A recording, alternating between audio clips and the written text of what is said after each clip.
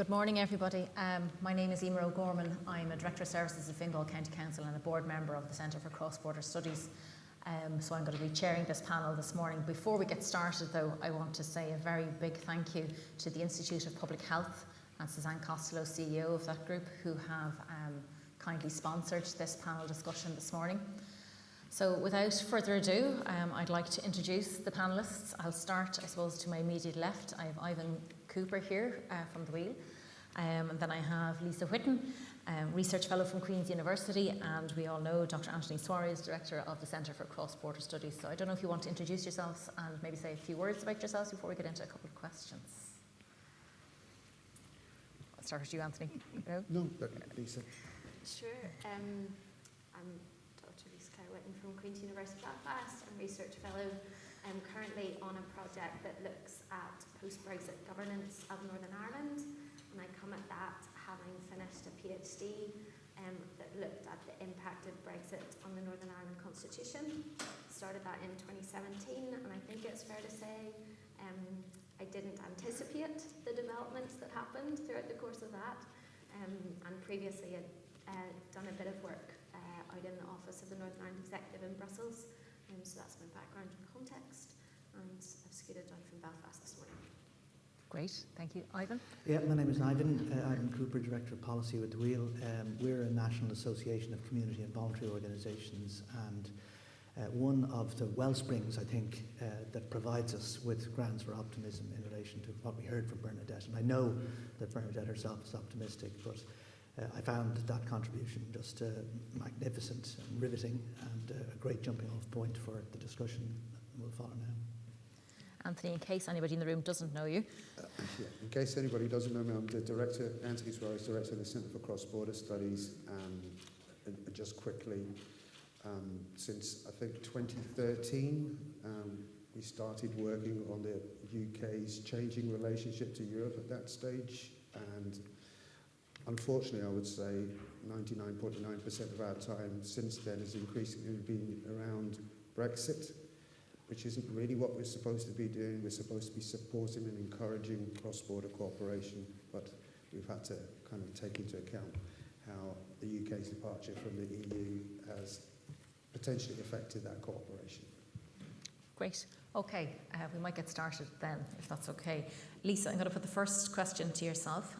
So one of the objectives of the much discussed protocol on Ireland, Northern Ireland, is to maintain the necessary conditions for North-South cooperation on the island. So to what extent does it achieve that, in your view? So a short answer would be nearly, but not quite. The protocol, as you said, one of the three stated objectives of it is to maintain necessary conditions for North-South cooperation, and that reflects the text of the protocol reflects the centrality of North-South cooperation and maintaining conditions for it in negotiations. However, when you look at the provisions of the protocol, there's a focus on maintaining conditions necessary for continued cross-border trade in goods, and also for the operation of the single electricity market, so cooperation in respect of energy markets, electricity markets, and then certain aspects of individual rights. While those are necessary parts and features of North-South cooperation, it's not comprehensive, it's not a holistic reflection of North-South cooperation as it exists today or as it existed pre-Brexit. I hesitate to venture into too much ancient Brexit history, but throughout the course of negotiations, just briefly, between the UK and the EU, they carried out in 2017 a mapping exercise that looked to try to determine the North-South cooperation that existed on the island of Ireland at the time and its relationship to EU law and policy frameworks. The mapping exercise found 142 areas of North-South cooperation, 54 of those being directly underpinned by or linked to EU law and policy frameworks, 42 as partially underpinned, 46 as not underpinned by EU law and policy frameworks. So why that's important is that when you look at that list of 142 and the EU laws that it was facilitated by, in contrast to the scope of the protocol and the EU laws that the protocol makes applicable to Northern Ireland, you can respect of Northern Ireland, the two lists don't match. So you see gaps there left by the departure of the UK from those EU law and policy frameworks that previously underpinned areas of North-South cooperation. So what all that means is that when you look at the specific, so there are 96 areas, I'm pretty sure we don't have time to go into all of them, and the situation differs sector by sector, but the picture that's left there is that North-South cooperation in those areas, it's not that it cannot continue, but it can't be carried out on the same terms as before, because it's not reliant on shared EU law and policy frameworks. So there's more of a contingency written in there, and a complexity to the continuation of North-South cooperation, which is challenging. So it's, as I say, necessary conditions are preserved under the protocol, but not sufficient conditions for the continuation of North-South cooperation as it existed pre-Brexit. Great. And I suppose from having looked at those conditions in the past and the areas of cooperation, what's really, really clear to me is the level of community cooperation, north-south and east-west. And I suppose maybe to you, Ivan, do you feel that there's grounds for optimism in the community and voluntary sector on this north-south cooperation? Yeah, I definitely do, and this is where I'd just like to connect up, I suppose, the contribution to what we heard from Bernadette. You know, that there is clearly grounds for extreme pessimism, and again, I know that Bernadette doesn't believe in that pessimism herself, but you know, with the centre may not hold, and the challenge really to us to understand how the centre can move if we're to avoid something, you know, much more significance with the flood waters rising, and etc. So I think there are grounds for optimism, and I'm here to just talk a little bit about that. I think that, again, it's reflecting seeds for the grounds for optimism are in Bernadette's contribution. You know, Bernadette mentioned how much work is going on the ground to work together, just to reflect that back at the same time that these huge forces and energy is going into pulling us apart. And again, I want to reference Bernadette's reference to the goodwill that's there in civil society, let's call it, the capacity that's there in civil society. Again, reflecting the words, the building of relationships that's there, this conference, the work that's going on north and south. I came last night from a meeting of the joint boards of the Wheel and Northern Irish Council of Voluntary Action, our sister organisation, an example of that cooperation that's going on right now. That meeting took place last night. Organisations are in a structured, planned way collaborating around these problems, okay, really providing leadership. And it's going to come from the bottom up. And we are talking about a failure of politics. That's what we are talking about. And the solutions that are required now are so radical, as Bernadette has identified, that it will require literally a redoing of how we do politics, okay, with people and communities coming to the fore. And I really believe it's already happening. People are moving, communities are moving, the politicians will follow. That's what will happen. We're the leaders, okay? So, you know, it's all here. There is, I have a note here, there is a movement of people responding to the challenges that humanity and the world faces, as articulated so well by Bernadette. And they are increasingly leading society in the face of failing politics, and I'd say insensitive markets, okay? Insensitive markets. There are such things as sensitive markets, but our markets have become too insensitive. And let's not even get in to the crazed situation that exists in the UK at the moment in relation to what's after happening. So I just have a few formal maybe contributions I'd like to make. Great. Yeah. So building on those themes, you know, I think the optimism is there, and it comes back to the themes. And again, Bernadette talked about stubbornness being her way of understanding what these themes mean. But I mean, in the voluntary sector, you have people, all of those words. You have people who are committed, people who don't give up, people who understand what's required to get a job done, and who will persevere. And they'll persevere, and they'll keep working at it. In many cases, people spend their lives giving their time voluntarily, often in a very committed way, in a paid capacity too, committed to a task, knowing that the task may not be done within the career that they're working in, or even perhaps within their lifetimes in some areas. So all of this is going on, and I just think there's grounds for optimism because the community and voluntary sector, and just to give a tiny insight into it, the Wheel itself has over 2,000 member organisations that have joined the Wheel in a spirit of solidarity, recognising that they share some things in common. And I think it's really interesting because, again, Bernadette's contribution was just so brilliant. These are organisations that commit to transparency, they commit to openness, they commit to participation, they commit to accountability in the how they do their work. They don't all do it perfectly, but they understand they have something in common. They all exist, an old-fashioned idea, they all exist for the public good. They exist for public benefit, not for the private good and for private benefit. That's what they all have in common. And they do their best to manifest these values in the how they do their work. And in actual fact, we in the Wheel believe that the future is to be found in this type of collaborative, communitarian approach to addressing the problems we solve. And the organisations are already there. They're out there. Do you know what we need to do? We need to join the dots. We need to provide opportunities like this for people who are committed to working together to come together. We're all so busy doing our stuff. We're pulled apart constantly by the stresses and strains of everyday life. We need to find more ways of collaborating together, and we're really looking forward in the Wheel and NICVA to doing our bit to connect up civil society north and south, and really to lead and to fill that vacuum.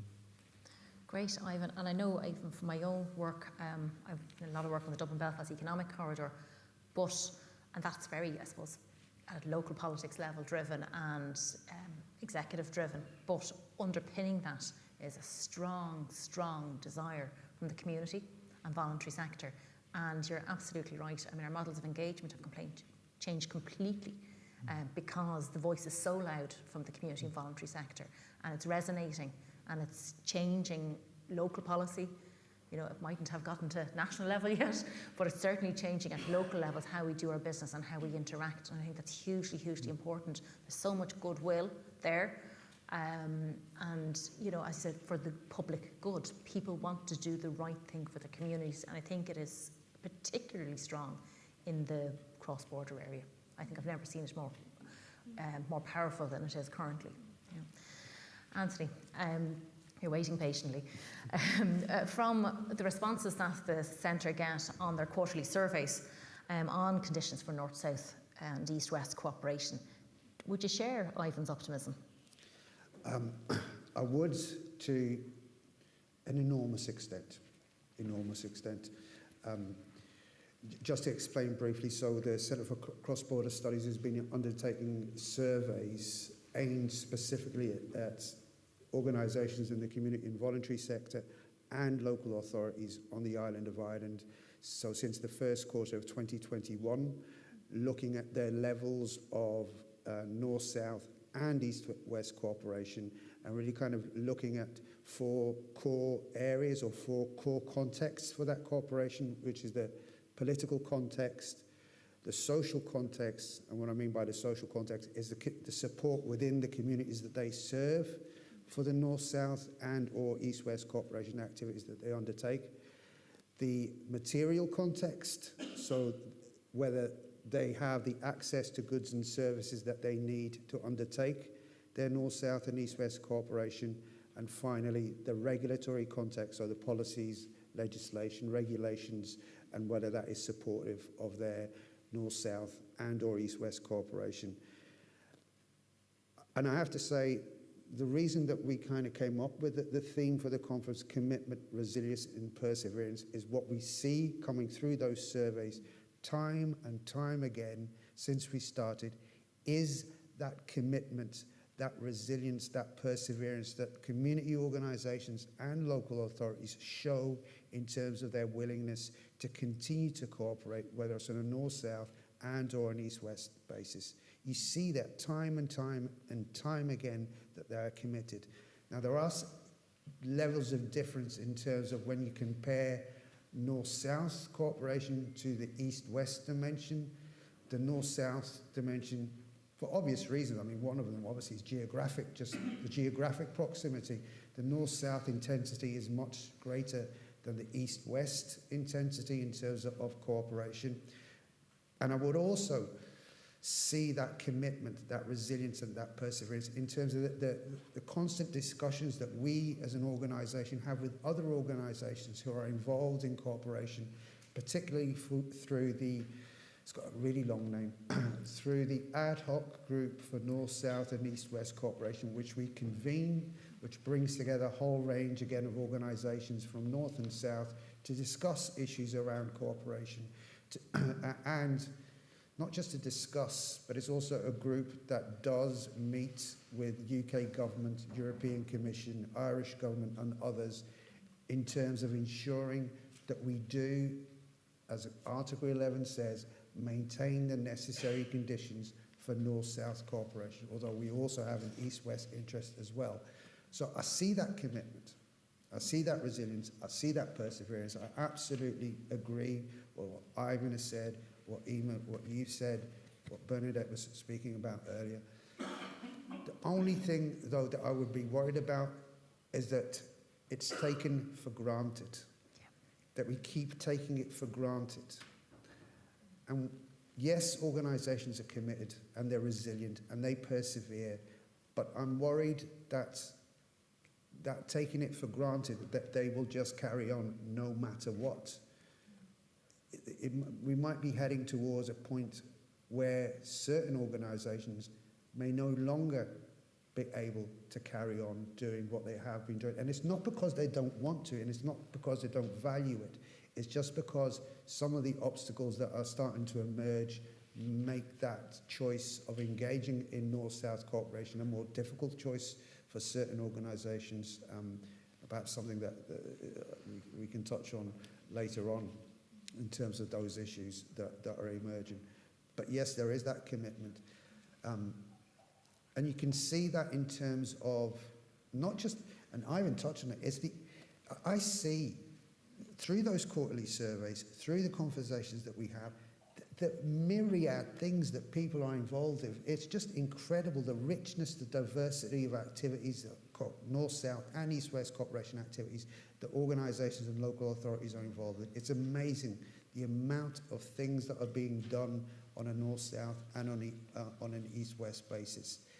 But it's not just through that, it's also then through the willingness of many organisations then, as we've now gone into a different landscape for that cooperation, that they are willing to actually engage then with government, with decision makers, because they are concerned about protecting their ability to cooperate. So it's their willingness actually to devote the time to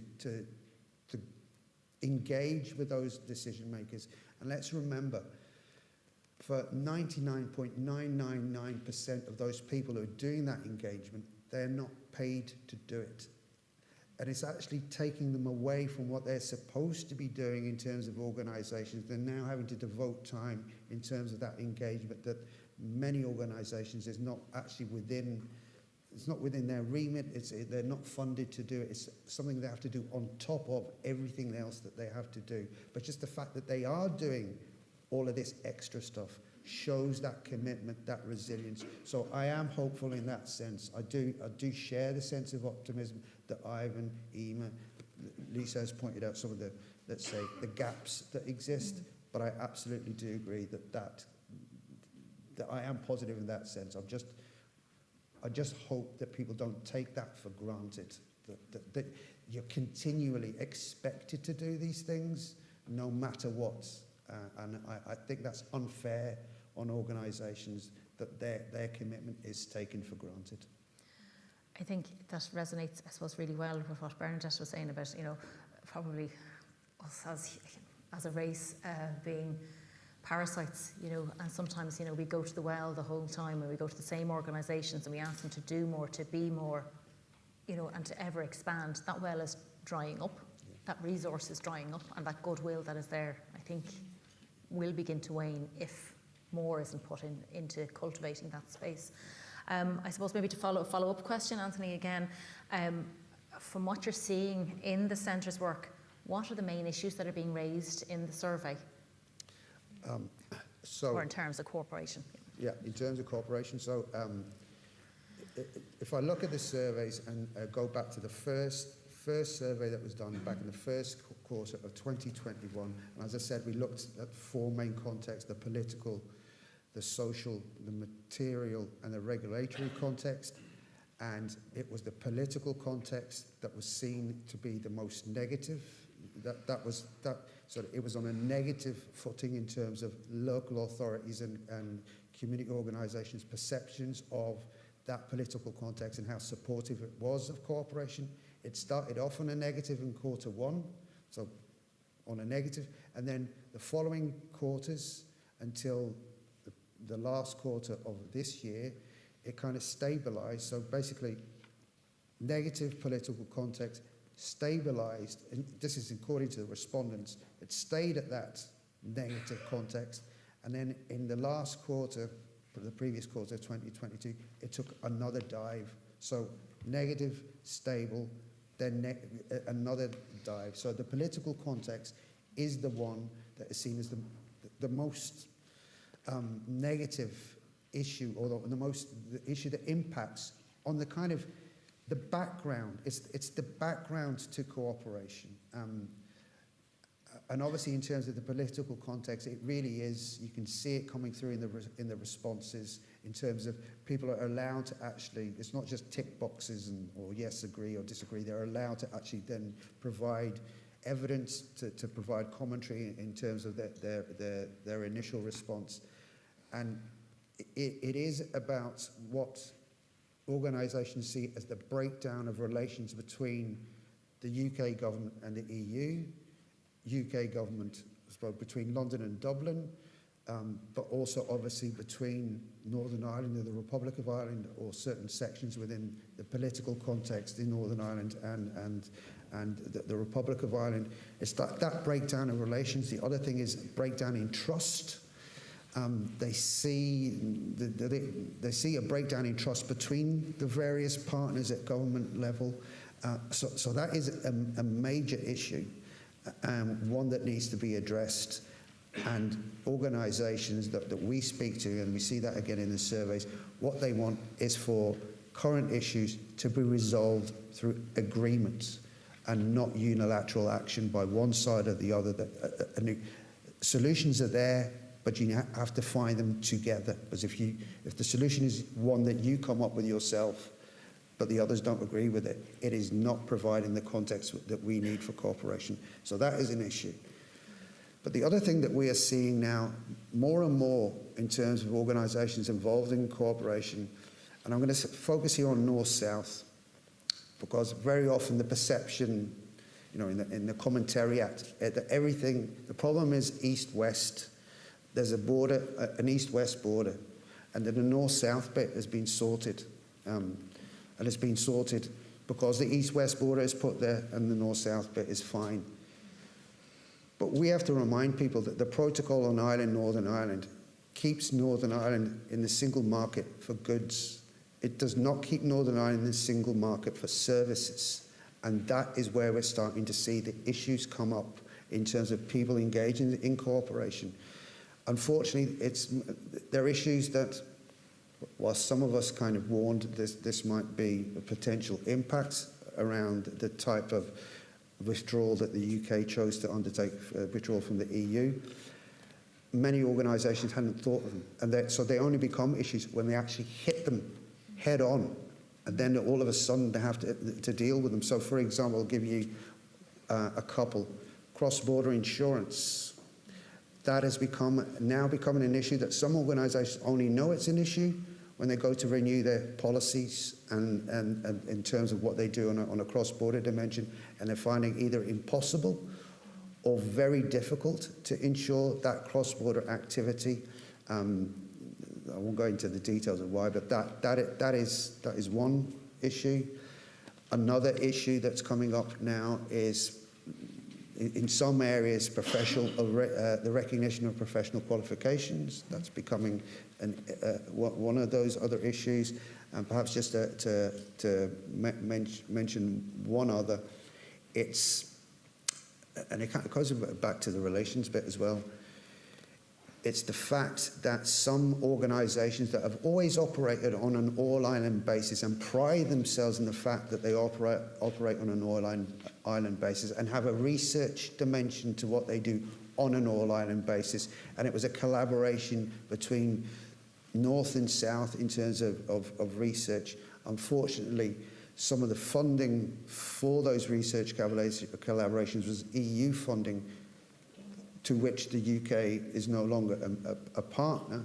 So some organisations are having to kind of divert their research operations towards the south, leaving the north out of it, because it's just becoming more complicated, especially if that research involves the mobility of researchers to come in to do that research, and it becomes more complicated for those researchers to do it from Northern Ireland because of new immigration policies. So it's just easier, simpler to move it to the south. So those are just some of the challenges that organisations are starting to face increasingly, and they're issues that we need to resolve. But I'll just emphasise again, it's the political context that is one that is seen as the most problematic. Absolutely, Anthony. And I think, highlighting the services issue is a huge, huge issue on this island, because we do an awful lot of things on an island basis, and the services industry in particular are badly, badly affected. Ivan, kind of picking up from that, what challenges are you seeing, I suppose, as being presented between cooperation between people in sectors north and south? And from a practical point of view, what next steps do you think we can introduce, or the Wheel can introduce, or other organisations to overcome these challenges? Yeah, just building on the practical examples there that Anthony provided that are impediments, let's say, and becoming increasingly present in people's minds and impeding actions. Just taking a tiny step back, the post-Good Friday Agreement, and remember the big context, even with the protocol, what we're hearing from Anthony there is, even with the protocol properly implemented, the Brexit decision has, apart from the craziness, the current craziness, the Brexit decision has resulted in trajectories that are going to be pulling us apart, and we have to some way find ways, of collaborating to overcome those, and we've been hearing a little bit about what's possible there. But the current context, in our work with NICFA, we've brought communities together over the course of the last year, supported by the Shared Island Initiative, just to note that and how important that initiative is and will continue to be, I think, in relation to supporting civil societies north and south to collaborate together. We've brought communities together north and south to work collectively around some themes: the theme of decarbonisation, the theme of biodiversity loss, the theme of digital exclusion and rural exclusion, and the theme of social enterprise and inequality and poverty. And we've facilitated communities north and south, organised civil society groupings to collaborate together, to have conversations about how these huge global challenges, let's face it, they're not challenges specific to our island, they're global challenges, how they can be addressed most effectively together.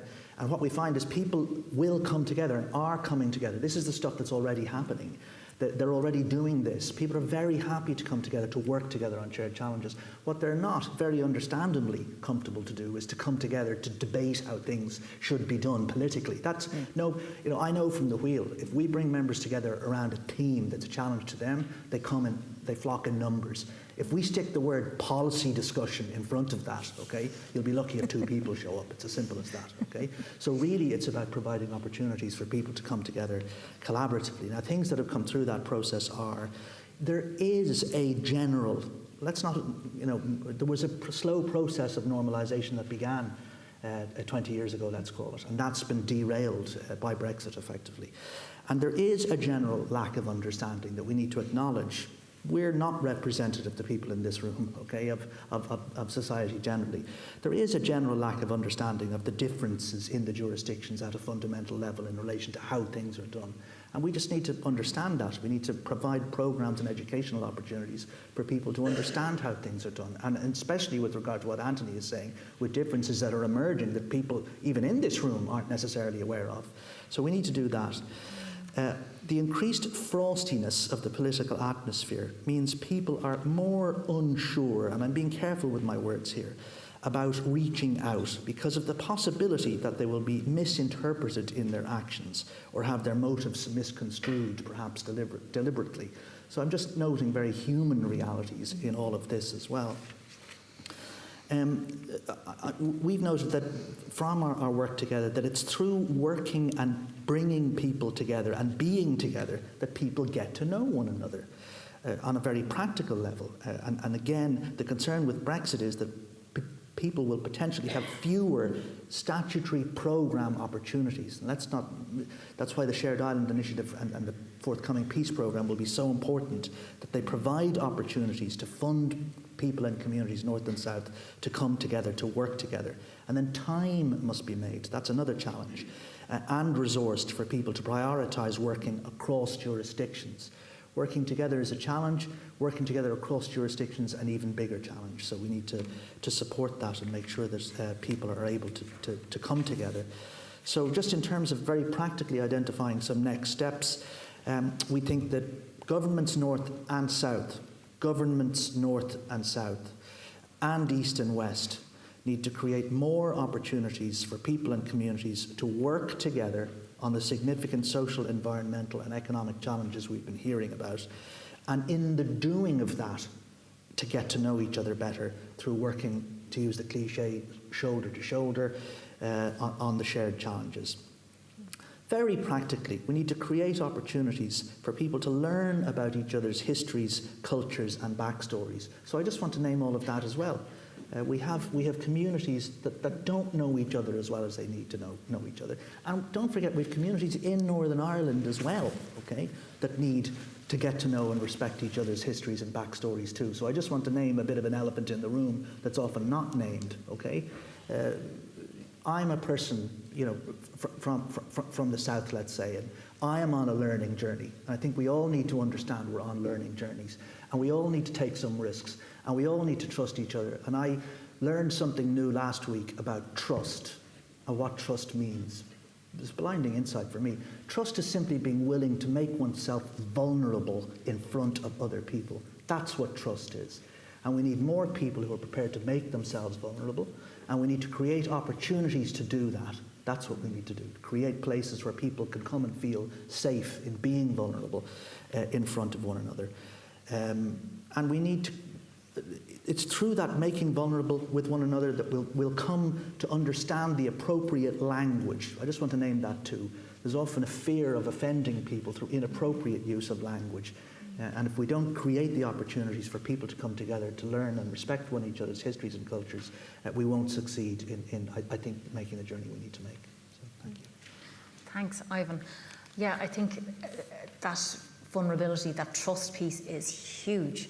You know, going into a room with your peers from around the country and at a base level, understanding that you don't know everything and understanding that you may go about your business differently, the rules of engagement might be different, but just going in open and honest into that conversation is hugely, hugely important, because I've seen it, I've experienced it, where, you know, people get offended very quickly, or, you know, oh God, that's not how we do things here. And it doesn't matter whether it's within 2 counties in the south or 2 counties in the north, or north-south or east-west. You know, I think you have to approach conversations being a little bit vulnerable, being open and honest and transparent about why you're in the room. And that's a trust thing. You have to trust that everybody else in the room is there with the same, you know, openness to that conversation. And I think if we start on that basis, we can do an awful lot together on these shared themes. Like, I mean, you talk about biodiversity and climate action. You know,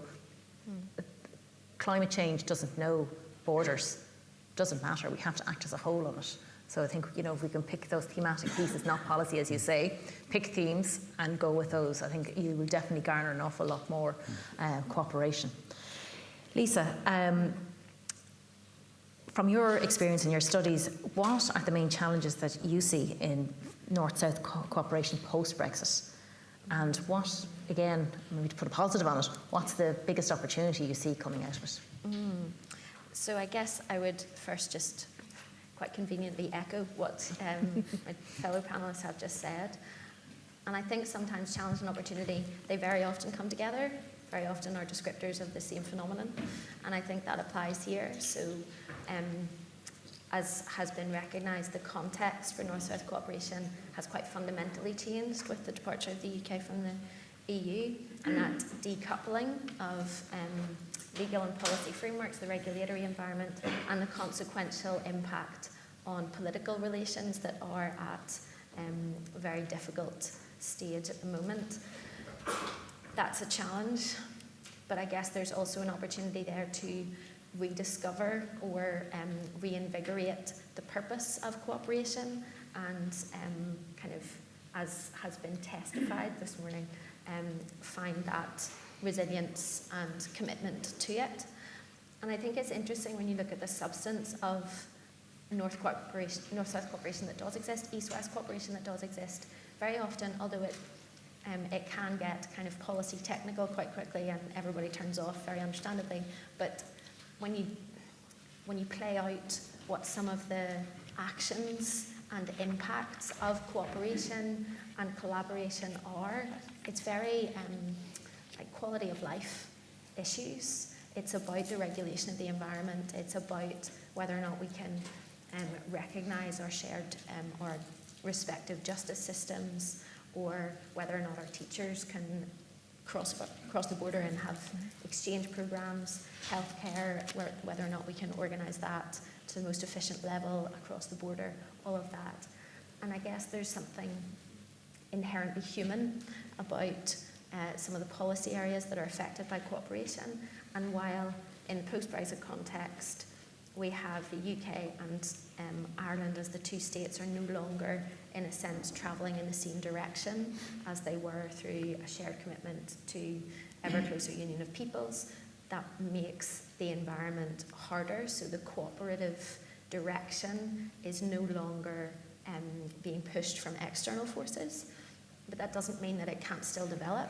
It just means that it has to be more intentionally chosen and pursued, which is possible. It does mean, and this is the key highlight, challenge that I would point to is going to be complexity, because managing the desire where it exists to pursue cooperation, consultation, action together, or equivalence together as it's written down in the 1998 agreement was the kind of original vision.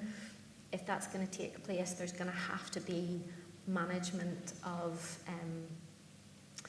lots of different policy areas and domains kind of travelling together in a way that there hasn't been before. So you're going to have to look at what's happening at a UK level, at a UK NI level, also at a UK GB level, in terms of divergence there, at an Irish level, at an EU level, at the UK-EU relationship, and at an international legal regulatory direction. I don't think it's impossible. It's a challenge. But there's universal benefit to be found for everybody on the island of Ireland and on these islands, to quote the text. So I think challenge and opportunity are coming together in that. Yeah. Okay. If I was to ask any of the three of you, if you were to issue a call to action to the people in this room, it's a bit of an unfair question maybe, what would be your ask of the people in this room, or what would you be saying to them?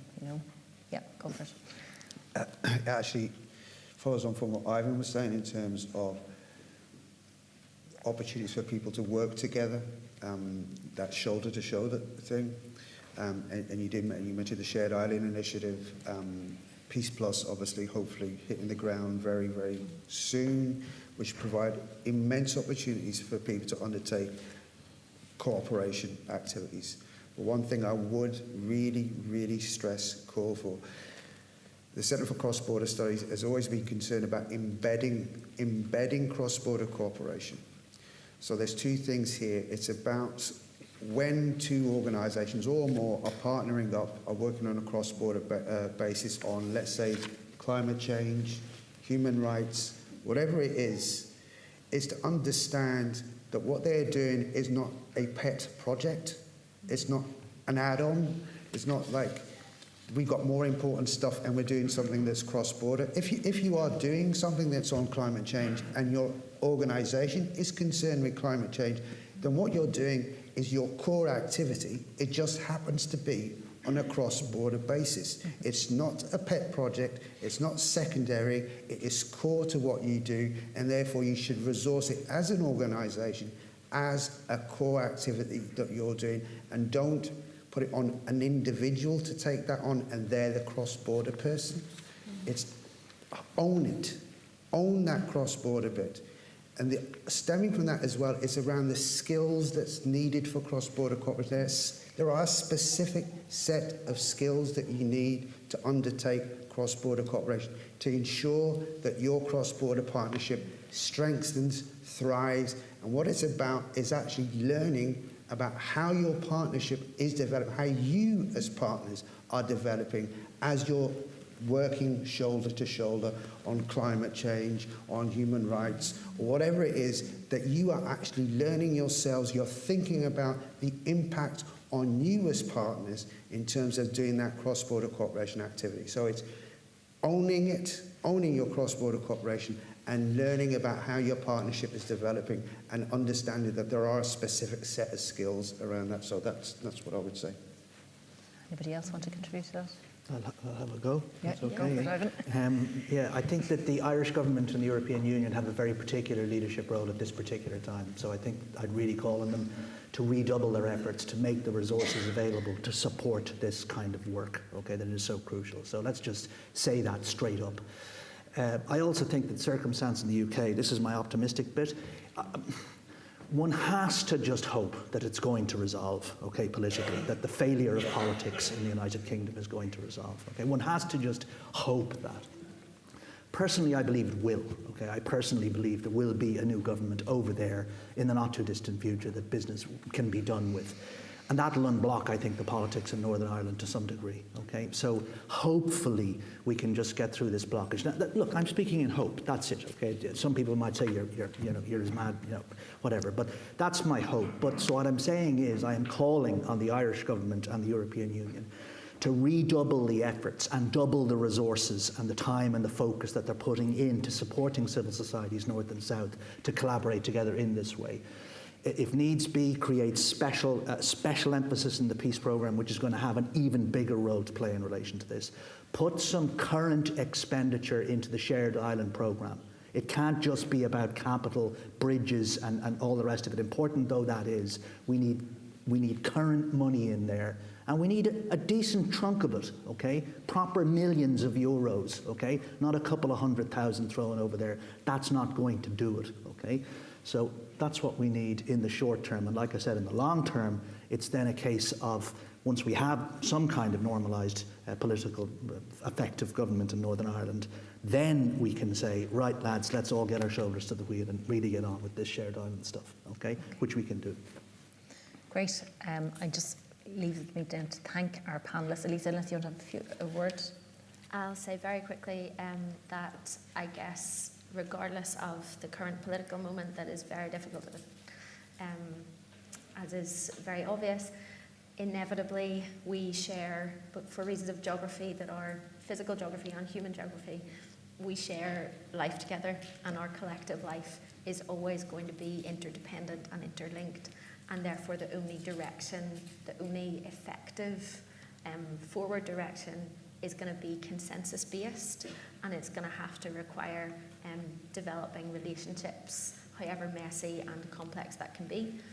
So it might take some time before we get there, but that's where we're heading, so we may as well put our shoulders to the wheel. Great. Just leaves me to thank very much our panellists, Lisa Whitten, Ivan Cooper and Dr. Anthony Soares, and thank you all for this very engaging conversation. Thank you.